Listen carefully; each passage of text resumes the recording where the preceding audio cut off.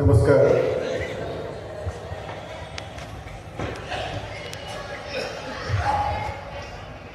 ಜಗದ್ಗುರು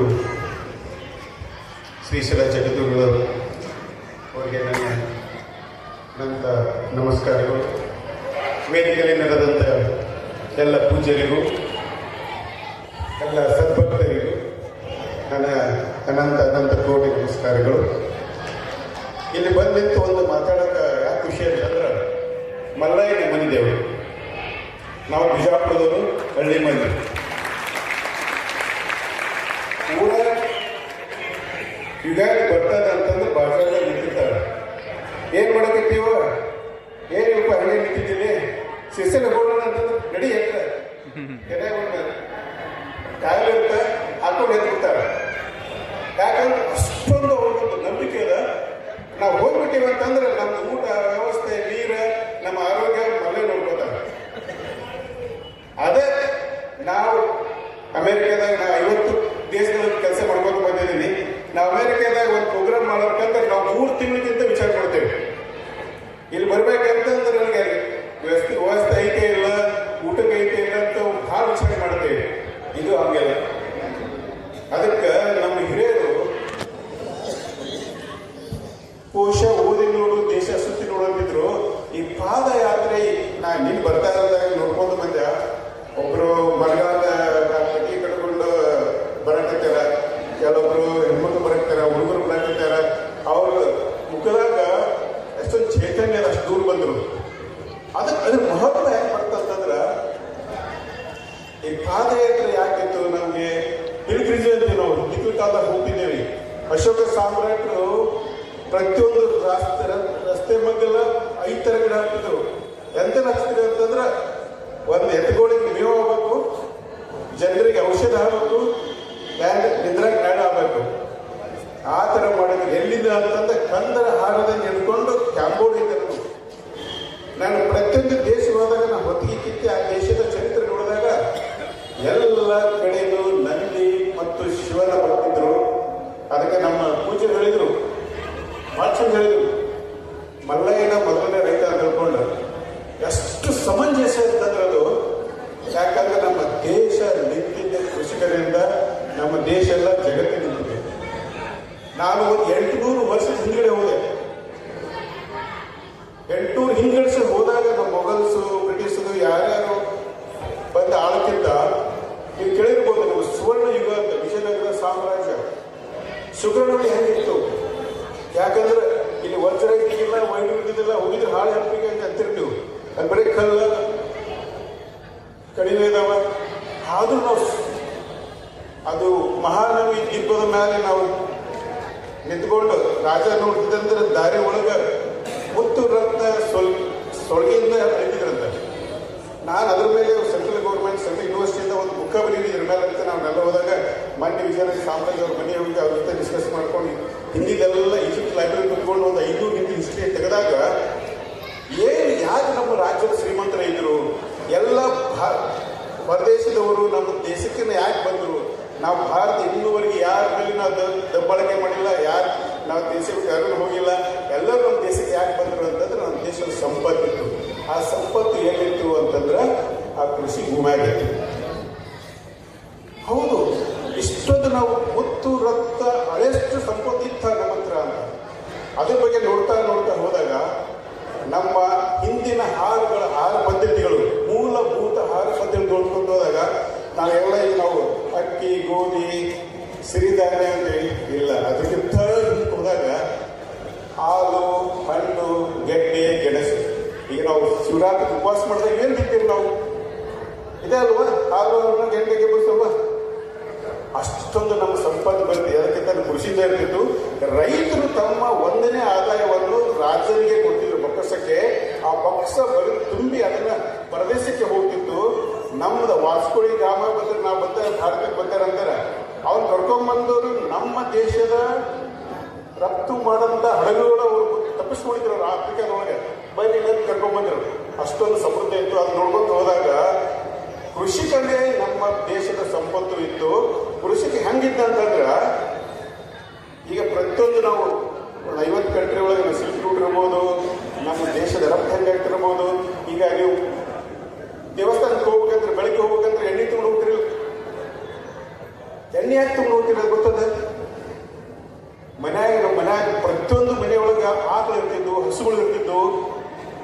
ಅದಕ್ಕೆ ನಾ ಹಾಲು ಮಾಡೋದು ಅಪರಾಧ ಅಂತಿದ್ರು. ಯಾಕಂದ್ರೆ 24 ಲೀಟರ್ ಹಾಲು ಅದ, ಅದನ್ನ ನೀವು ಮಾರ್ಬೇಕ್ರಿ ಅಂತಂದ್ರೆ ಹಾಲು ಹೋಯ್ತು, ಅದಕ್ಕೆ ಎಲ್ಲ ಹೋಯ್ತು. ಅದ 24 ಲೀಟರ್ ಹಾಲು, ಆಕಳ ಹಾಲು ಹೆಪ್ಪ ಹಾಕಿ ಮಜ್ಜಿಗೆ ಮಾಡಿ ಬೆಣ್ಣೆ ತೆಗೆದ್ರೆ 1 ಕಿಲೋ ತುಪ್ಪ 24 1,000 ಹೋಗುತ್ತೆ. ಅದನ್ನು ಚಲೋತೆ ಬೆಳೆದ್ರೆ 5,000 ತನಕ ಹೋಗುತ್ತೆ. ಅದನ್ನು ಹಾಲು ಮಾಡಿ 4 ರೂಪಾಯಿ ಸಿಗುತ್ತೆ. ಅದೇ ನೀವು ತುಪ್ಪ ಮಾಡಿದ್ರೆ ಎಷ್ಟು ದಿನ ಇಟ್ಕೋಬೋದು. ಅದ್ರ ಜೊತೆ ನಿಮಗೆ ಹಾಲು ಉಳಿತು, ಮಜ್ಜಿಗೆನೂ ಉಳಿತು, ಮೊಸರು ಉಳಿತು, ಎಲ್ಲ ನಿಮ್ಮ ಉಳಿತು. ಅದಕ್ಕೆ ಅಷ್ಟೊಂದು ಸಂಪತ್ತು ಬೆಳೀತಾ ಇತ್ತು. ಅದನ್ನ ನೋಡ್ತಾ ಹೋದಾಗ ನಮ್ಮ ರಾಷ್ಟ್ರ ಅಷ್ಟೊಂದು ಸಂಪತ್ತು ಬರ್ತಿಗೆ ಏನು ಕಾರಣ ಅಂತ ಹೇಳ್ಕೊಂಡು ನೀವೊಂದು ಇನ್ನೂ ಕೆಳಗೆ ಹೆಸರು ಸರ್ ಹಾರ್ವರ್ಡ್ ಅಂತ ಬ್ರಿಟಿಷ್ ಅಧಿಕಾರಿ ಬಂದ 1848 ಬಂದು ಅವ್ರು ಬ್ರಿಟಿಷ್ ಕರೆಸಿದ್ರು. ಇಷ್ಟು ದೇಶ ಇಷ್ಟು ಸಮೃದ್ಧ ಅಂದ್ರು, ಇದಕ್ಕೆ ಕಾರಣ ಏನು ಹುಡ್ಕಾಡ್ರಪ್ಪ ಅಂತ ಹೇಳ್ಕೊಂಡು ಅವ್ರು ಬಂದು ಒಂದು ಕುದುರೆ ತಗೊಂಡು ಎಲ್ಲ ಅಡ್ಡಾಡಿ ಪೂರ ನಮ್ಮ ದೇಶನ ಅಡ್ಡಾಡ್ಕೊಂಡು ಬಂದರು. ಅವ್ರು ಹೇಳಿದ್ರು, ಈ ದೇಶದಾಗ ಒಂದು ರೋಗ ಇಲ್ಲ, ಒಂದು ರುಜಿನ ಇಲ್ಲ, ಬಡತನ ಇಲ್ಲ, ಕೃಷಿ ಒಳಗೆ ಒಂದು ರೋಗ ಇಲ್ಲ, ಕೃಷಿ ಸಮೃದ್ಧಿಯಾಗಿ ಬೆಳೀತಿದ್ದಾರೆ, ಮತ್ತು ಅನಕ್ಷರತೆ ಇಲ್ಲ ಅಂತ ಹೇಳ್ತಾರೆ ಅವರು. ಅನಕ್ಷರತೆ ಏನಿಲ್ಲ ಅಂತ. ಯಾಕಂದ್ರೆ ಒಕ್ಕಲ್ತನ ಮಾಡಕ್ಕೆ ಬರ್ತಿತ್ತು, ಬಡಿತನ ಬರ್ತಿತ್ತು, ಕಂಬಾರಿಕೆ ಬರ್ತಿತ್ತು. ಅವ ತಂಗ ಏನು ಮಾಡ್ತಾರೆ ಅಂತ ಚೆನ್ನಾಗಿ ಮಾಡ್ಕೊತಿದ್ರು. ಹಿಂಗೆ ಸಮೃದ್ಧಿ ಇತ್ತು. ಹಂಗಾಗಿ ನಮ್ಮ ಮನ್ಯಾಗ ಒಕ್ಕಲ್ತನ ಇತ್ತು, ಹೆಣ್ಣು ಒಕ್ಕಲ್ತನ ಇತ್ತು. ನಮ್ಮ ಮುಖ್ಯ ಕೇಳ್ತಿದ್ದೆ ನಾನು, ಇಷ್ಟು ಆಕಳದಾವ ಎತ್ತದಾವ ಇಷ್ಟ ಕಟ್ಟಿ ಮುಖ್ಯ ಅಂತಂದ್ರೆ ನಿಮ್ಗೆ ಗೊತ್ತಾಗಲ್ಲ, ಗೊಬ್ಬರದ ಫ್ಯಾಕ್ಟ್ರಿ ಅಂತಿದ್ರು ಅವರು. ಆ ಗೊಬ್ಬರ ಫ್ಯಾಕ್ಟ್ರಿ ಅಂತ ತಿಳ್ಕೊಳ್ಳೋಕೆ ನಮಗೆ 30 ವರ್ಷ ಬೇಕಾಗಿತ್ತು. ಯಾಕಂತಂದ್ರೆ ಒಂದು ಸಲ ನೀವು ಕೊಟ್ಟಿಗೆ ಗೊಬ್ಬರ ಹೊಲಕ್ಕೆ ಹಾಕಿದ್ರೆ 8 ವರ್ಷ ನಿಮಗೆ ಯಾವುದು ಗೊಬ್ಬರ ಹಾಕೋದು ಅವಶ್ಯಕತೆ ಬೆಳೀತಿದ್ದಿಲ್ಲ. ನಮ್ಮ ಪದ್ಧತಿ ಹಂಗಿತ್ತಂದ್ರೆ ದನಗಳಿಗೆ ಯಾವಾಗ ಮೇವು ಹಾಕ್ಬೇಕು, ಯಾವಾಗ ಕಡಿಕೆ ಹಾಕ್ಬೇಕು, ಯಾವಾಗ ಹೊಟ್ಟೆ ಹಾಕ್ಬೇಕು, ಯಾವಾಗ ಹಿಂಡಿ ಹಾಕ್ಬೇಕು ಅಂತ ಭಾಳ ಸೈಂಟಿಫಿಕ್ ಇದೆ. ಸೂರ್ಯ ಹುಟ್ಟಿದ ಮೇಲೆ ಸೂರ್ಯ ಮುಳುಗುತ್ತನೂ ಹಸಿ ಮೇವು ತಿನ್ನೋದು, ಸೂರ್ಯ ಸೂರ್ಯ ಕೊಂಡ್ರೊಟ್ಟಿಗೆನು ಒಣ ಕಡಿಕೆ ಹೊಟ್ಟೆ ತಿನ್ಬೇಕಂತಿತ್ತು. ಅದು ಸೈಂಟಿಫಿಕ್ ಆಗಿ ಇನ್ನೂ ಯಾರಿಗೂ ಬರೋದಿಲ್ಲ. ಅದು ನಮ್ಮ ಹಿಂದಿನ ಹಿರಿಯರಿಗೆ ಗೊತ್ತಿತ್ತು. ಅದಕ್ಕೆ ರಾತ್ರಿ ಎದ್ದು ಹೊಟ್ಟೆ ಹಾಕ್ತಿದ್ರು ಅವರು, ಕಡಿಕೆ ಕೆಳಗೆ ಕಾಲ ಹೋಗಿ ಹೊಟ್ಟೆ ಹಾಕ್ತಿದ್ರು. ಅದಕ್ಕೊಂದು ದೊಡ್ಡ ಸೈಂಟಿಫಿಕ್ ಕಾರಣ ಇದೆ. ಅದು ಒಂದು ಏನಿತ್ತು ಅಂತಂದ್ರೆ, ಎತ್ತು ಇದ್ರೆ ನಂದಿ ಇರ್ತಿತ್ತು, ನಂದಿ ಇದ್ರೆ ಹಸುಗಳು ಇರ್ತಿತ್ತು, ಮನೆಯೊಳಗೆ ಹಾಲು ಹೈಲೆ ಇರ್ತಿತ್ತು. ಅದಕ್ಕೆ ಅಕ್ಕಡಿ ಸಾಲು ಇರ್ತಿತ್ತು. ಅಕ್ಕಡಿ ಸಾಲು ಕೇಳಿರಲ್ಲ ಎಲ್ಲರೂ? ಅಕ್ಕಡಿ ಸಾಲು ಒಳಗೆ ನಾವು ನಮ್ಮ ಅಮೆರಿಕದ ಒಳಗೆ ಹೋದಾಗ ಅವರು ಅಗಸಿ ಗುಳಿಗೆ ತಿಂತಾರೆ. ಅವರು ಒಮ್ಮೆಗೆ ತಿನ್ನಬೇಕು, ಅದು ಬೇಕು, ಇದು ಬೇಕು ಅಂತ ತಿಳ್ಕೊಂಡು ನಾವು ಮಸ್ತ್ ಗುಡಲ್ ಚಟ್ನಿ, ಅಕ್ಕಿ ಚಟ್ನಿ, ಕಟ್ಟಿ ರೊಟ್ಟಿಗೆ ತಿಂದ್ಬಿಟ್ರೆ, ನೀನು ನಾ ದಾರ ನೋಡಿದೆ ಕೆಲವರು ರೊಟ್ಟಿನ ಹಚ್ಕೊಂಡಿದ್ರು ಎಲ್ಲರೂ. ಎಂಥ ಅಮೃತ ಆಹಾರ ಅದು. ನಮ್ಮ ದೇಶದ ಆಹಾರ ಪದ್ಧತಿ ಎಲ್ಲ ಕಡೆ ಹೋಗ್ಬೇಕು ಅಂತಂದ್ರೆ ಯಾವಾಗ ಏರೋಪ್ಲೇನ್ ಒಳಗೆ ನಾನು 50 ಗಂಟೆ ಹೇಳಿದಾಗ ಯಾವಾಗ ನೋಡಿಸ್ಲಿಲ್ಲ ಏರೋಪ್ಲೇನ್ ಒಳಗೆ. ಯಾವ ದಿವಸದಾಗ ನಮ್ಮ ದೇಶದ, ನಮ್ಮ ಉತ್ತರ ಕರ್ನಾಟಕದ ಹುಳ್ಳಿಕಾಳು ರೊಟ್ಟಿ, ಅಕ್ಕಿ ಚಟ್ನಿ ಏರೋಪ್ಲೇನ್ ಬಂತು ಅಂದ್ರೆ ಜಗತ್ತು ಉದ್ಧಾರ ಆದಂಗೆ ಅಂತ. ಹೌದಲ್ರಿ? ಒಣ ಭೂಮಿಯಿಂದ ಶಕ್ತಿ ಎಷ್ಟದಂತಂದ್ರೆ ಅದು ಹಸು ಕಟ್ಟಿದವಂಗ ಎತ್ತು ಕಟ್ಟಿದವಂಗ ಗೊತ್ತು. ಈಗ ನಾವು ಸಣ್ಣವರಿಂದ ನಮ್ಮ ಹಳ್ಳಿ ದಂಡಿ ನೀರು ಹಿಡಿತಿತ್ತು, ಅಂದ್ರೆ ಸಣ್ಣ ಹಳ್ಳಿ ಇರ್ತಾವಲ್ರಿ, ಹಳ ಇರ್ತಿತ್ತು. ಅದೇ ನೀರನ್ನ ಕುಡಿತು 35 ವರ್ಷದಿಂದ, ಭಾಳ ನೀರು ಹೋಗಿಲ್ಲ, 35-40 ವರ್ಷದಿಂದ ಅದೇ ನೀರು ಕುಡಿತಿದ್ದೇವೆ ನಾವು. ಅದು ಇಷ್ಟಾಡ್ತಿದ್ದೇವೆ. ಈಗ ಕುಡಿಯೋಕ್ಕಾಗತ್ತಲ್ರಿ? ನಿಮ್ಮೂರ ಒಂದರ ಕೈ ಎತ್ತಿ ಹೇಳಿ, ಹಳ್ಳದ ನೀರು ಕುಡಿಯೋಕೆ ಹೋಗಿದ್ದಾರೆ ಯಾರು ಕೈ ಎತ್ತರಿ? ಯಾರೂ ಇಲ್ಲ. ತುಂಗಾ ಪಾನ, ಗಂಗಾ ಸ್ನಾನ ಅಂತೇವಿ, ಬರ್ತೀವಿ, ಹೌದ್ರಿ? ಅದಕ್ಕೆ ಆ ಹಳ್ಳಿ ಒಳಗೆ ಒಳ್ಳೆ ಹರಿಬೇಕು, ಬಾಯ ನೀರು ಕುಡಿಯೋದು ಯೋಗ್ಯ ಆಗ್ಬೇಕಂತಂದ್ರೆ ನಾ ಕಡು ಬಡದ ನಂತರ ಗುಡಿಸ್ಲಿಲ್ಲ ಅಂತಂದ್ರು ಫಸ್ಟ್ ಬಿಸಿಲಿಗೆ ವಾಟರ್ ಬೇಕಾಗುತ್ತ. ಯಾಕೆ ನಮ್ಮೆಲ್ಲ ವಿಷ ಹಾಕಿದ್ದಾವೆ. ಆ ವಿಷ ನೀರು ಅಮೃತ ಆಗ್ಬೇಕಂತಂದ್ರೆ ಬಸವಣ್ಣ ಮತ್ತೆ ನಮ್ಮ ಭೂಮಿಗೆ ಬರಬೇಕು. We are more animals in the factory than in the farm ಅಂತ ನಾವು. ಈಗ ಇಲ್ಲಿ ಬರೋಕ್ಕಿಂತ ಮುಂಚಿತ ಇನ್ನಿಲ್ಲ ಮಂದಿ ನಮ್ಮ ನೆದರ್ಲ್ಯಾಂಡ್ ಎಂಬಾಸಿಯಿಂದ ಜನ ಬಂದಿದ್ರು, ಅದು ಯುರೋಪಿಂದ ಬಂದಿದ್ರು. ಅವರು 1 ಎಕರೆದ ಒಳಗೆ 80 ಟನ್ ಟೊಮೆಟೊ ಬೆಳೀತಾರೆ. 1 ಎಕರೆ 80 ಟನ್ ಎಷ್ಟು ಬೆಳಿತಾರೆ ನೀವು 1 ಎಕರೆದಾಗ? 3 ಟನ್ 4 ಟನ್ ಹೆಚ್ಚನ್ನು. ಬಟ್ ಇಲ್ಲಿಗೆ ಮುಂದೆ ಕೇಳಿ 80 ಟನ್ ಬೆಳೆದ್ರು ಅವ್ರ ಆರೋಗ್ಯ ಇಲ್ಲ. ಯಾಕೆ? ಅವರು ರಾಸಾಯನಿಕವಾಗಿ ಬೆಳೆದಿರ್ತಾರೆ, ತಿಂತಾರ, ಕ್ಯಾನ್ಸರ್ ಬರ್ತಾವೆ. ಆ್ಯಂಟಿ ಮೈಕ್ರೋಬಿಯಲ್ ರೆಸಿಸ್ಟೆನ್ಸ್ ಕ್ಯಾನ್ಸರ್ ಅಂತೀವಿ ನಾವು. ಕ್ಯಾನ್ಸರ್ ಭಾಳ ನಮ್ಗೆ ಇಂಡಿಯಾದೊಳಗೆ 3 ಸ್ಟ್ಯಾಟಿಸ್ಟಿಕ್ಸ್ ಭಾಳ ತಿಕ್ತಕ್ಕೆ ಹೋಗ್ತಾರೆ. 1 in 2 ಅಡಲ್ಟ್ ಅಂದರೆ ನಮ್ಮ ಯುವಕರಿಗೆ ಶ್ರಮ ಮಾಡೋಂಥ ಶಕ್ತಿ ಇಲ್ಲ. 1 in 3 ಪೀಪಲ್ ಡಯಾಬಿಟಿಕ್ ಅದಾರೆ, ಮಧುಮೇಹ ಅದ. 1 in 4 ಕ್ಯಾನ್ಸರ್ ಬರುತ್ತೆ, ಕಾರ್ಡಿಯಕ್ ಅರೆಸ್ಟ್ ಇದೆ. ಹೀಗಾಗಿ ನಮ್ಮ 90% ಪಾಪ್ಯುಲೇಷನ್ ಸಿಕ್ಕಿದೆ. ಆತಂದ್ರೆ ಕಟ್ಟಕ್ಕಾಗುತ್ತಲ್ರಿ? ಇಲ್ಲವ, ಆತಂದ್ರೆ ಕಟ್ಟಕ್ಕಾಗಬೇಕು. ನಮ್ಮ ಹಳ್ಳಿನ ಉದ್ಧಾರ ಆಗಬೇಕು. ಹಳ್ಳಿ ಉದ್ಧಾರ ಆಗ್ಬೇಕಂತಂದ್ರೆ ಹಸುಗಳು ಎತ್ತುಗಳು ಬರಬೇಕು. ಅದಕ್ಕೆ ನಾವು ಅಂತಂದ್ರೆ ಎಲ್ಲರೂ ಗೌರ್ಮೆಂಟ್ ಹತ್ರ ಸ್ಕೀಮ್ ಅದಾವ. 33% ಹಸುಗಳು ಇರಬೇಕು. ನಾನು ದೇಶಕ್ಕೆ ಬಂದಿದ್ದು as A country director green ಮಿಷನ್ಗೆ ಬಂದಿದ್ದು ನಮ್ಮ ಮೋದಿಯವರ ಅಭಿಪ್ರಾಯದಿಂದ. ಬಟ್ ಬಂದಾಗ ನೋಡಿದಾಗ ಇಷ್ಟೊಂದು ಜನರಿಗೆ ನಾವು ಆರೋಗ್ಯ ಇಲ್ಲ, ಶಕ್ತಿ ಇಲ್ಲ. ಅದಕ್ಕೆ ಏನು ಕಾರಣ ಅಂತಂದ್ರೆ ನಾವು ಕ್ಯಾನ್ಸರ್ ನಾವು ಸ್ಕ್ರೀನ್ ಮಾಡಿಸಿದೆ ನಮ್ಮಲ್ಲಿ ಇದಕ್ಕೆ ಬೆಂಗಳೂರಿಗೆ. ಅವ್ರ ಕ್ಯಾನ್ಸರ್ ಡಾಕ್ಟರ್ ಅಂದರು, ಸರ್ ಇದಕ್ಕೆ ಕ್ಯಾನ್ಸರ್ ಬರೋಕ್ಕೆ ಏನು ಕಾರಣ ಅಂತಂದ್ರೆ ಆಹಾರ ಪದ್ಧತಿಗಳು ನಮ್ಮ ಹತ್ರ ಆಹಾರ ಪದ್ಧತಿಗಳು ಭಾಳ ಕೆಟ್ಟವ. ಅದನ್ನು ಉಪಯೋಗ ಮಾಡ್ಬೇಕಂತಂದ್ರೆ ನಾವು ರಾಸಾಯನಿಕಗಳನ್ನ ಭೂಮಿಯಲ್ಲಿ ಬಿಡಬೇಕಾಗುತ್ತೆ. ಆ ರಾಸಾಯನಿಕ ಬಿಡಬೇಕಂತಂದ್ರೆ ಓನ್ಲಿ ಸಾಧ್ಯ ಇದೆ ಅಂತಂದ್ರೆ ನಮ್ಮ ಹಸುಗಳು ಎತ್ತುಗಳು ಮತ್ತೆ ನಮ್ಮ ಕೃಷಿ ಬರಬೇಕು. ಅವಾಗ ಇಬ್ಬರು ಕೇಳಿದ್ರು, ಸರ್ ಹಿಂಗೆಲ್ಲ ಅಂತೀರಿ, ನಾವು ಎತ್ತುಗಳು ಕಟ್ಟಕ್ಕೆ ಭಾಳ ಖುಷಿ ಆಗುತ್ತೆ, ಅದನ್ನ ಆಟ ಕಟ್ಬೇಕಂತೀವ್ರಿ, ಅದನ್ನ ಮೇಸೋರ್ರಿ, ಅದಕ್ಕೆ ಕಡಿಕೆ ಹಾಕೋರ್ರಿ, ಸಮ್ಮರ್ನಾಗ ಒಟ್ಟು ಸಿಗಲ್ಲ, ಕಡಿ ಸಿಗಲ್ಲ ಅಂತಂದ್ರು. ಅದಕ್ಕೂ ನಾವು ಒಂದೊಂದು ನೋಡ್ಕೊಂಡು ಏನೇ ಸಮಸ್ಯೆ ಇದೆ ತಿಳ್ಕೊಂಡು ನೀವು ಸಿಂಪಲ್ ಆಗಿ ಒಂದು ಸಮಸ್ಯೆಗಳು ನಿಮ್ಮ ಹತ್ರ ಯಾರ ಹತ್ರ ಫಲ ಯಾರ ಹತ್ರ ಕೇಳ್ತೀರಿ? ಎಲ್ಲರ ಹತ್ರ ಅದಾವ. ಬಟ್ ಎಲ್ಲರಿಗೆ ಹಸು ಸಾಕ್ಬೇಕು, ಬಂದಿ ಸಾಕ್ಬೇಕಂತ ಐತಿ. ಬಟ್ ಏನಿದೆ ಅಂತಂದ್ರೆ ಮಕ್ಕಳನ್ನ ಶಾಲೆ ಕೈಯುವ ಅದಕ್ಕೆ ಕಳಿಸಿರ್ತಾರೆ, ಹೋಗ್ಬಿಡ್ತಾರೆ ಅವರು. ನಮ್ಮ ದೇಶದೊಳಗೆ ಎಲ್ಲೆಷ್ಟೋ ಹಳ್ಳಿಗಳೊಳಗೆ ಮುದುಕರು ಪ್ಯಾರೆಂಟ್ಸ್ ಅಜ್ಜಿಗಳು ಕುಂತಾರ, ಮಕ್ಕಳು ಹೋಗಿದಾರ. ಈಗ ನಾವು ಅಮೇರಿಕ ಅಂತ ನೋಡಿ, ಬೆಂಗಳೂರೊಳಗೆ ವೀಕೆಂಡ್ ಒಳಗೆ ಪ್ರಸ್ತುತ ಎಲ್ಲ ಯುವಕರು ನಾನು IT ಮಾಡಿದವರು ಎಲ್ಲರೂ ಮಾಡಿದ ನಂತರ ಸಾಹೇಬ್ರ ಬೆಂಗಳೂರು ಸಾಕಾಗ್ಯದ. ಯಾಕಂದ್ರೆ ಬೆಂಗಳೂರು ಮೊನ್ನೆ ಮಾಡಿದಂಥ ಸಮೀಕರಣ ಪ್ರಕಾರ ಒಂದು ಆರೋಗ್ಯವಾದಂಥ ಕಾಯಿಪಲ್ಯ ಕಾಳು ಕಡಿ ಬೆಂಗಳೂರು ಸಿಗಲ್ಲ. ಎಲ್ಲದರಲ್ಲೂ ಹೆವಿ ಮೆಟಲ್ಸದ, ವಿಷಕಾರಿ ಅದ. ಅದಕ್ಕೆ ಅವರು ನಾವು ಪ್ರಾಣ ಉಳಿಸೋಬೇಕು, ನಾವೆಲ್ಲ ಕಳಿಸ್ಕೋತಾರೆ, ಕಳಿಸ್ಕೊಂಡು ಕ್ಯಾನ್ಸರ್ಗೆ ಹಾಕಿ ಹೋಗ್ಬಿಡ್ತಾರೆ. ಅದನ್ನು ಉಳಿಬೇಕು ಅಂತಂದ್ರೆ ನಮ್ಮ ಮಣ್ಣಿನ ಆರೋಗ್ಯ ಉಳ್ಕೋಬೇಕು. ನಮ್ಮ ಮಣ್ಣಿನ ಆರೋಗ್ಯ ಉಳ್ಕೋಬೇಕಂತಂದ್ರೆ ಮರಗಳು ಬರಬೇಕು. ಮರಗಳು ಬರ್ಬೇಕಂದ್ರೆ ಏನು ನಂದಿ ಬರಬೇಕು. ಅದಕ್ಕೆ ನಾವೇನಂತಂದ್ರೆ ಎತ್ತು ಸಾಕಿ, ಮರ ಬೆಳೆಸಿ, ಮಣ್ಣು ಉಳಿಸಿ ಅಂತ. ಈ ಮೂರಾಗಿತ್ತು ಅಂತಂದ್ರೆ ನಮ್ಮ ನೀರು ಉಳಿತ, ನಮ್ಮ ಆರೋಗ್ಯ ಉಳಿತ. ನಾವು ಒಂದು ದೇಶದ ಸಮರ್ಥ ಒಂದು ಆರ್ಥಿಕತೆ ಕಟ್ಟಕ್ಕಾಗುತ್ತೆ. ಅವರು ಚಾಣಕ್ಯ ಹೇಳಿದ್ರು,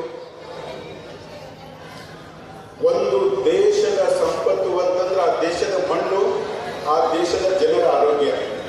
ಮಣ್ಣಿನ ಆರೋಗ್ಯ, ಜನರ ಆರೋಗ್ಯ ಇದ್ರೆ ಆ ದೇಶದ ಸಮೃದ್ಧ ದೇಶ ಸಾಧ್ಯ ಆಗುತ್ತೆ ಅಂತ ಹೇಳಿದ್ರು. ಅದು ಸಾಧ್ಯ ಆಗ್ಬೇಕಂತ ನಮ್ಗೆ ಏನ್ ಮಾಡಬೇಕ್ರಿ? ಎತ್ತುಗಳು ಹೋಗ್ಬೇಕಾಗತ್ತ. ಅದಕ್ಕೆ ನಾವು ಏನಿದೆ, ಈಗ ಗ್ಯಾಸ್ ಬಂದಿದೆ. ಈ ಗ್ಯಾಸ್ ಇದ್ದು ಒಂದಿನ ಎಲ್ಲ ಗ್ಯಾಸು ಪೆಟ್ರೋಲ್ ಎಲ್ಲ ಹೋಗುದಲ್ಲ. ನಮ್ಮ ರಾಸಾಯನಿಕ ಗೊಬ್ಬರ ಬೇಕು, ಪೆಸ್ಟಿಸೈಡ್ ಬೇಕು, ಎಲ್ಲ ಹೆರ್ಬಿಸೈಡ್ ಬೇಕು. ಅದಕ್ಕೂ ಗ್ಯಾಸ್ ಬೇಕಾಗತ್ತೆ. ನಮ್ಗೆ ಅಡುಗೆ ಮಾಡೋದಕ್ಕೂ ಗ್ಯಾಸ್ ಬೇಕಾಗತ್ತೆ. ಕೃಷಿ ಆಹಾರ ಬೆಳೆಗೂ ನಾವು ಪರಾವಲಂಬಿ ಫಾಸಿಲ್ ಫ್ಯೂಯಲ್ ಮ್ಯಾಗ ಡಿಪೆಂಡ್ ಆಗಿದ್ದೇವೆ. ನಮ್ಮ ಅಡುಗೆ ಮಾಡೋದು ಅದಕ್ಕೆ ಡಿಪೆಂಡ್ ಆಗಿದ್ದೇವೆ. ಇವು ಎರಡೂ ಹೋದು ಅಂತಂದ್ರೆ ಭಾಳ ಕಠಿಣವಾಗಿರ್ತೇವೆ ನಾವು. ನಾನು ಎಷ್ಟೋ ರಾಷ್ಟ್ರ ಶಿಕ್ಷಣ ಮುಂಚಾಗ ನಾನು ಗೊತ್ತಾಗಿದೆ ಅಂತಂದ್ರೆ ನಾವೇ ಒಂದು ಆತ್ಮ ನಿರ್ಭರ ಭಾರತ ಆಗಕ್ಕೆ ಸಾಧ್ಯ ಅದ. ನಾವು ಬೆಳೆದಂತಹ ಇಷ್ಟೊಂದು ಬೇಡಿಕೆ ಅದ. ಅದು ಬರ್ಬೇಕಂತಂದ್ರೆ ನಾವು ನೆಮ್ಮದಿ ಕೃಷಿಗೆ ಹೋಗ್ಬೇಕಾಗತ್ತೆ. ಯಾಕಂದ್ರೆ ಎಲ್ಲರೂ ತಿಳಿದಿದ್ದೀರಿ. ಈಗ ನಾವು ಹೇಳೋ ಪದ್ಧತಿ ಏನಂತಂದ್ರೆ ಒಂದು ಸಿಂಪಲ್ ಹೇಳುತ್ತೆ ನಿಮಗೆ. 1 ಎಕರೆ ಹೊಲ ಇರ್ತಂತಂದ್ರೆ ಅದರೊಳಗೆ 50 ಥರ ಹಣ್ಣಿನ ಹಚ್ಕೊಂಡು ಬೇರೆ ಬೇರೆ ಒಣಭೂಮಿ ಏನು ಬರ್ತವೆ ಎಲ್ಲ, ತೆಂಗಿರ್ಬೋದು, ಮಾವಿರ್ಬೋದು, ಬೇವಿರ್ಬೋದು, ಚಿಕ್ಕು ಇರ್ಬೋದು, ಮೋರಿಕಾಯಿ ಇರ್ಬೋದು, ಎಲ್ಲ ಹಚ್ಕೊಡಿ. ಅವ ಮ್ಯಾಲೆ ಬರೀತಾವೆ 1-2 ವರ್ಷನೇ. ಕೆಳಗೆಲ್ಲ ಹುಲ್ಲಿನ ತಾರಕೋಯ್. ನಿಮ್ಮ ಹತ್ರ ಲಾವಂಚಿ ಇದೆ, ನೀಗೇರ್ ಇರ್ಬೋದು, ನಿಮ್ಮ ಹತ್ರ ಏನಂತ ಅದಕ್ಕೆ ಬೆಟಿವರ್ ಇದೆ, ಎಲ್ಲ ಗ್ರಾಸ್ ಹಾಕೊಂಡು ಕೆಳಗೆ ಬೆಳ್ಕೊಂಡು ಬಿಡ್ತಾವೆ. ನಮ್ಮ ಕೃಷಿ ಹೆಂಗಿರ್ಬೇಕು? Do nothing. ಏನು ಮಾಡೋದು ಬೆಳೆದಿರ್ಬೇಕು. ನಾವು ಇಂಥ ದೊಡ್ಡ ದೊಡ್ಡ ಗುಡಿಗಳನ್ನು ಕಟ್ಟಿದ್ದೀವಿ, ದೊಡ್ಡ ದೊಡ್ಡ ಆರ್ಕಿಟೆಕ್ಚರ್ ಮಾಡಿದ್ದೀವಿ. ಯಾಕಂದ್ರೆ ಅನ್ನೆಸೆಸರಿ ನಾವು ಕೃಷಿ ಒಳಗೆ ವೇಸ್ಟ್ ಮಾಡ್ತಿದ್ದಲ್ಲ ಟೈಮ್. ಅವಾಗ ಹಣ್ಣು ಗಿಡಗಳು ಮ್ಯಾಲೆ ಬೆಳಿತಾವ, ಕೆಳಗೆ ಹುಡುಗಳು ಬೆಳಿತಾವ. 1 ಎಕರೆ 4-5 ಎತ್ತು 4 ಆರಾಮಾಗಿರ್ತಾವ. ಒಲೆಗೆ ಒಂದು ಸೆಟ್ ಹಾಕ್ರಿ, ಒಂದು ಆಟೋಮೆಟಿಕ್ ವಾಟರ್ ಡಿಸ್ಪೆನ್ಸರ್ ಬರುತ್ತೆ. ಅದು ನೀಡ್ರಿ, ಅದು ಸುಣ್ಣ ಬರೀ 3 ತಿಂಗಳು ಒಂದ್ಸಲ. ನಿಮ್ಗೆ ಒಂದು ಆಳು ಇರ್ಲಾರ್ದ ಹಣ್ಣು ಹಂಪಲ ಗೆಡ್ಡೆಗಳು ಸಿಗ್ತಾವ.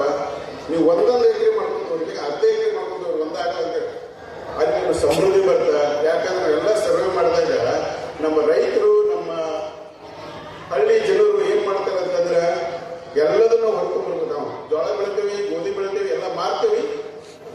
ನಾವು ಬೇಕಾದ ಕಾಯಿಪಲ್ಲೆ ಮತ್ತೆ ಬಜಾರ್ಗೆ ಹೋಗ್ಬೇಕು. ಏನ್ ಬೇಕಾದ್ರೂ ಬಜಾರ್ಗೆ ಹೋಗ್ತೀವಿ ನಾವು. ಹಳ್ಳಿ ಒಳಗೆ ಸಿಗ್ತಿತ್ತು ಮೊದಲೆಲ್ಲ. ಎಷ್ಟು ವಿಪರ್ಯಾಸ ಅಂತಂದ್ರೆ ನಮ್ಮ ಹಳ್ಳಿ ನೋಡಿದ್ವಿ ನಾನು. ಬೆಳಿಗ್ಗೆ ಹಳ್ಳಿಯನ್ನು ಹಾಲು ಕರೆದು ಅವತ್ತು ತುಂಬಿಕೊಂಡು ಕ್ಯಾನ್ ತಗೊಂಡು ಮುಂಜಾನೆ ಕೊಡಕ್ಕೆ ಹೋದಲ್ಲ, ಮುಂಜಾನೆ ನಂದಿನಿ ಪಾಕೆಟ್ ನಮ್ಮ ಊರಿಗೆ ಬರ್ತಾನೆ. ಚಲೋ ಹಾಲು ಮಾರ್ತೀವಿ. ನಾವು ನಂದಿನ ಸುಡುಗಾಲಕ್ಕೆ ಸ್ನಾನ ಮಾಡ್ತೇವೆ. ನಂದಿನ ಬ್ರ್ಯಾಂಡಿಂಗ್ ಬೇಕಿಲ್ಲ ನಾವು. ಆ ನಮ್ಮ ಹಳ್ಳಿ ಒಳಗೆ ನಾವು ವ್ಯವಸ್ಥೆ ಮಾಡ್ಕೊಂಡ್ಬಿಟ್ಟೇವೆ ಅಂತಂದ್ರೆ ಅಲ್ಲೇ ಉಳ್ಕೊಳ್ತೇವೆ. ನಮ್ಗೆ ನಮ್ಮ ಹಾಲಿಗಿಂತ ಮಜ್ಜಿ ನಮ್ಗೆ ಆರೋಗ್ಯ ಒಳ್ಳೇದಾಗತ್ತೆ, ತುಪ್ಪ ಒಳ್ಳೇದಾಗತ್ತೆ. ಅದಕ್ಕೆ ನಾವು ಆಕಳ ಹೊಟ್ಟೆಗೆ ಅಕ್ಷರ ಬಂಗಾರ ಅಂತಿದ್ದೇವೆ. ಯಾಕಂದ್ರೆ ನಾವು ಬೆಳಗ್ಗೆ ದೇವಸ್ಥಾನಕ್ಕೆ ಹೋಗ್ಬೇಕಂತಂದ್ರೆ ಮನೆಯನ್ನೇ ಮಾಡಿರ್ತಕ್ಕಂಥ ತುಪ್ಪ ರೈತ ಯಾಕೆ ಮಾರ್ಕೆಟ್ ಮಾಡಕ್ಕೆ ಭಾಳ ಇದಿಲ್ಲ ಅಂದ್ರೆ ಮಾಡ್ತಿದ್ದಿಲ್ಲ ನಾವು. ಬರ್ತಿತ್ತು, ಗುಡಿಯಾಗ ಕೊಡ್ತಿದ್ದೇವೆ. ಗುಡಿಯಾಗ ಲೆಕ್ಕ ಮಾಡ್ತಿದ್ರು, ಅದನ್ನ ಬೇರೆ ದಿವಸಕ್ಕೆ ಮಾರ್ತಿದ್ರು, ವಾಪಸ್ ಬರ್ತಿತ್ತು. ಆ ಗುಂಜಿಯಿಂದ ಬಂಗಾರ ಕೊಡ್ತಿದ್ರು. ಅದಕ್ಕೆ ಆಕಳ ಹೊಟ್ಟೆ ಅಕ್ಷರ ಬಂಗಾರ ಅಂತ ಇರ್ತಿತ್ತು. ಅದ ಪದ್ಧತಿ ನಾವು ಈಗ ಕೊಡ್ತೀವಿ. ಈಗ ಬೇಕು ಹಾಕ್ತೇವೆ ನಾವು. ಗುಡಿಯಾಕೆ ಅಕ್ಕಿ ಹಾಕ್ತೀವಿ. ಮೊದಲ ಬೇರೆ ಬೇರೆ ನಾವು ಬೀಜಗಳು ಇರ್ತಿದ್ವು, ಅಕ್ಕಿ ಸಾಲು ಇರ್ತದೆ. ಅದಕ್ಕೆ ಈ ತವ್ರನ್ನ ಹೂವು ತಗೊಂಡು ಹೋಗುವ ಬರುತ್ತ ತುಂಬ ಅಂತ ಹೇಳ್ತಿದ್ರು. ಇಂಥ ಪದ್ಧತಿಗಳು ಎಲ್ಲ ಪದ್ಧತಿಗಳ ಸಮಂಜಸ ಏನಿತ್ತಂತಂದ್ರೆ ಅದಕ್ಕೊಂದು ನಂದಿ ಕೃಷಿ ಇತ್ತು. ಆ ನಂದಿ ಕೃಷಿ ಬರಬೇಕಾದ್ರೆ ನಾವು ಸಣ್ಣವರಿದ್ದಾಗ ನಮ್ಮ ಊರಿನ ಕಲ್ಗಳು ಬಂದು ಅಂತಂದ್ರೆ ಒಳ್ಳೆ ಕಲ್ಗಳು ಬರ್ತಿತ್ತು. ಅದು ಹೋಗ್ಬಿಟ್ಟು ಈಗ ಆ ಬರಬೇಕು ಅಂತಂತಂದ್ರೆ ನಮಗೆ ಮತ್ತೆ ನಂದಿ ಬರಬೇಕಾಗತ್ತೆ. ಸಮಯದ ಅಭಾವ ಇದೆ. ಸೊ ಅದಕ್ಕಾಗಿ ತುಂಬ ಮಾಡ್ಕೊಂಡು ತುಂಬ ಇದೆ. ಅದಕ್ಕೆ ನಾವು ಮುಂದಿನ ಬರತಕ್ಕಂಥ ಪರಿಣಾಮಗಳನ್ನು ನಾವು ಗೆಲ್ಲಬೇಕು ಅಂತಂದ್ರೆ ನಮ್ಮ ಹಳ್ಳಿ ಸಮತೋಲ ಇರಬೇಕು. ನಮ್ಮ ಮಕ್ಕಳು ಬಹಳ ಶಾಲೆ ಆಗಬೇಕು ಅಂತಂದ್ರೆ ಈಗ ಹೇಳ್ತಾರೆ, ಯಾಕೆ ಮಾಸ್ಟರ್ ಗೊತ್ತಿಲ್ಲ, ನೀವು ಹಳ್ಳಿಯಾಗ ಸಮಸ್ಯೆ ಸರಿಯಾಗಿ ಬಗೆಹರಿಯಾಗಿ ಯಾರು ಮಾಡ್ತಾರೆ ಅಂತ ಅವ್ರಿಗೆ ಸಾಧ್ಯ ಅಂತ ಹೇಳ್ತಾರೆ. ಅದಕ್ಕೆ ಈಗ ಮಾಸ್ಟರ್ ಯಾರಿಲ್ಲ, ಇದು ನಟಿಸ್ತಾ ಯಾರಿಲ್ಲ. ಈಗ ಸಮಸ್ಯೆ ಬಗೆಹರಿತಕ್ಕಂಥ ಸಮಸ್ಯೆಗಳು ಯಾಕೆ ಬರ್ತಾರೆ ಅದು ಬರ್ತಾ. ಯಾಕಂದ್ರೆ AI ಬಂತು, ಟೆಕ್ನಾಲಜಿ ಬಂತು, ಸಿಟಿ ಒಳಗೆ ನೌಕರಿ ಹೋಗ್ತಾವ, ಮತ್ತೆ ಹಳ್ಳಿ ಬರ್ಬೇಕಾಗತ್ತ. ಅದಕ್ಕೆ ಆ ಮಕ್ಕಳಿಗೆ ಕಳೆದಿದ್ದು ಬಡದಿದ್ದು ಮತ್ತೆ ತಿಳಿಸ್ಬೇಕಾಗತ್ತ. ಅದಕ್ಕಾಗಿ ಎತ್ತು ಆಕಳ ನೈಸರ್ಗಿಕ ಕೃಷಿ ಬರಬೇಕಾಗತ್ತ. ಅದಕ್ಕೆ ಬರ್ಬೇಕಂತಂದ್ರೆ ಹಳ್ಳಿಗರಿಗೆ ಅದಕ್ಕೆ ಮೂಲ ಆಧಾರ ಸ್ತಂಭ ಆಗ್ತಾರೆ. ಆ ಆಧಾರ ಸ್ತಂಭಕ್ಕೆ ನಂದಿ ಯಾತ್ರೆ, ಈ ಅವೇರ್ನೆಸ್ ಕಂಪೇರಿ ಇದು ಒಂದೇ ಇಲ್ಲ. ಇದು ನಮ್ಮ ಪ್ರತಿಯೊಂದು ರಾಜ್ಯಕ್ಕೆ ಹೋಗಬೇಕು. ನಾ ಇಲ್ಲೇ ಈಜಿಪ್ಟ್ ಒಳಗೆ ಮಾಡಿ ತೋರಿಸಿದೆ, ನಾನು ಜೋಡಿಗಳು ಮಾಡಿ ತೋರಿಸಿದೆ. ನಮ್ಮ ದೇಶದ ಒಂದು 5-10 ಆಕಳ ತಂದು ಅದಕ್ಕೆ ಹುಲ್ಲು ಬಲ ತಿನಿಸಿ ಅದನ್ನ ಹೆಂಡಿ ಗೊಬ್ಬರ ರುಚಿಗೆ ಹಾಕಿ ಒಳ್ಳೆ ಆರ್ಗ್ಯಾನಿಕ್ ಬೆಳೆದು ಇಬ್ಬರು ಬಿಗ್ಗೆಸ್ಟ್ ಆರ್ಗ್ಯಾನಿಕ್ ಎಕ್ಸ್ಪೋರ್ಟರ್ ಆಗ್ಯಾರ. ಅದನ್ನ ಯಾಕೆ ಮಾಡಕ್ ಸಾಧ್ಯ? ನಮ್ಮ ಟೆಕ್ನಾಲಜಿ ಎಷ್ಟೋ ಜನ ಕಲಿತಿದ್ದಾರೆ. ಅದನ್ನ ನಾವು ಒಳಗೆ ಬರ್ಬೇಕಾಗುತ್ತೆ. ಅದಕ್ಕೆ ಇವತ್ತು ಈ ಶ್ರೀಶೈಲ ಅಂತಕ್ಕಂಥ ಅದ್ಭುತ ಕ್ಷೇತ್ರವನ್ನು ಇಟ್ಕೊಂಡು ಒಂದು ನಾವು ಪ್ರತಿಜ್ಞೆ ಮಾಡಬೇಕು. ನಾವು ಪ್ರತಿಯೊಂದು ಊರಿಗೆ ಹೋಗಿ ನಮ್ಮ ಯುವಕರಿಗೆ ನಂದಿ ಸೇನೆಗೆ ಒಬ್ಬರು ಪ್ರತಿಯೊಂದು ಯುವಕರಿಗೆ ಒಂದು ಹಳ್ಳಿ ಒಳಗೆ ಒಂದು ನಂದಿ ಸೇನೆ ಆಗಬೇಕು. ಅದಕ್ಕೆ ನಾವು ಸ್ತಂಭದ ನಿಲ್ಲಿರಬೇಕು. ಅದಕ್ಕಾಗಿ ಗೌರ್ಮೆಂಟ್ಗೆ ನಾವು ಆಲ್ರೆಡಿ ನಾವು ತುಂಬಾ ಪ್ರೆಷರ್ ಹಾಕ್ತಿದ್ದೇವೆ. ನಮಗೆ ರೈತರು ಯಾರ್ಯಾರು 2 ಲಕ್ಷ ಆಗ್ತದೆ, ನಾವು 11,000 ಕೊಡಬೇಕಂತ. ಇವತ್ತು 2 ವರ್ಷ ಹಿಂದೆ ಕಪ್ಪೇನು 100 ಎತ್ತುಗಳಿಂದ ಶುರು ಮಾಡ್ಕೊಂಡು ಈಗ 11,000 ಜಮೀನುಗಳಿಗೂ ಬಂದಿವೆ ಅಂತಂದ್ರೆ ಅದ್ರ ಮಹತ್ವ ಎಲ್ಲರಿಗೂ ಗೊತ್ತಾಗ್ತದೆ. ಈಗ ಯುದ್ಧ ನಡೆದ ಆ ಯುದ್ಧನ ಮುಂದಿನ ಪರಿಣಾಮ ವಿಸ್ತರಣೆ ಆಗಬೇಕು, ಅದನ್ನು ತಪ್ಪಿಸ್ಬೇಕು ಅಂತಂದ್ರೆ ನಾವು ಬಯೋಗ್ಯಾಸು, ಈ ಹುಲ್ಲು ಮತ್ತು ಒಲಿ ಅದನ್ನ ನಾವು ಭಾಳ ಟೆಕ್ನಿಕ್ ಅಡ್ವಾನ್ಸ್ ಮಾಡಿದ್ದೇವೆ. ಅವಾಗ ಮನೆಗೆ ಮನೆ ಬರಂಗಿಲ್ಲ. ಈಗ ಹೊಸ ಬಂದಿದೆ ಟೆಕ್ನಾಲಜಿ. ಇದು ಸಣ್ಣ ಬ್ಯಾಗ್ ಒಳಗೆ ಒಂದು ಹಸು ಇರ್ತಂದ್ರೆ ಮನೆಗೆ 10 ಮಂದಿ ಬೇಕಾದ ಗ್ಯಾಸ್ ಸಿಗುತ್ತೆ, 1 ಎಕರೆ ಗೊಬ್ಬರ ಸಿಗುತ್ತೆ. ಅದನ್ನೆಲ್ಲ ಬರ್ಬೇಕಂತಂದ್ರೆ ನಾವು ಅದ್ರ ಕೆಲಸ ಕಮ್ಮಿ ಆಗುತ್ತೆ, ಆರೋಗ್ಯ ಉಳಿಯುತ್ತೆ. ಹೋಗಿ ದವಾಖಾನೆ ಸ್ಪೆಂಡ್ ಮಾಡ್ತೀರಿ, ಒಂದೊಂದು ರೊಕ್ಕ ಹಾಕ್ತೀರಿ, ಟೈಮ್ ಹೋಗುತ್ತೆ. ಅದು ಚೈತನ್ಯ ಬರಬೇಕು ಅಂತಂದ್ರೆ ನಮ್ಗೆ ನಂದಿ ಕೃಷಿ ಬಂದ ಆಹಾರ ಪದ್ಧತಿಗಳಿಗೆ ಭಾಳ ಮುಖ್ಯವಾಗುತ್ತೆ. ಅದಕ್ಕೆ ಇಷ್ಟು ಹೇಳಿ ನೀವು ಎಲ್ಲರೂ ಸ್ವಲ್ಪ ಆದರೂ ಅಂಡರ್ಸ್ಟ್ಯಾಂಡ್ ಮಾಡಿಕೊಂಡು ಗೊತ್ತುಕೊಂಡು ನಿಮ್ಮ ಹಳ್ಳಿ ಒಳಗೆ ನಿಮ್ಮ ಮಕ್ಕಳಿಗೆ ನಿಮ್ಮ ಮುಂದಿನ ಪೀಳಿಗೆಗೆ ಇದನ್ನ ಸ್ವಲ್ಪ ಆದರೂ ಸೇರಿ ತಲುಪಿಸ್ಬೇಕಂತೇಳಿ ಈ ಮಲ್ಲಯ್ಯ ನಮ್ಮ ದೇಶದ ಜಗತ್ತಿನ ಮೊದಲನೇ ರೈತ ಆಗಿದೆ ಅಂತಂದ್ರೆ ಆ ರೈತನ ಯಾತ್ರೆ ಇವತ್ತು ಮುಗಿದಿಲ್ಲ, ಇಲ್ಲಿಂದ ಶುರು ಅಂತ ಹೇಳಿ ನನ್ನ ಮಾತನ್ನು ಮುಗಿಸುತ್ತೆ.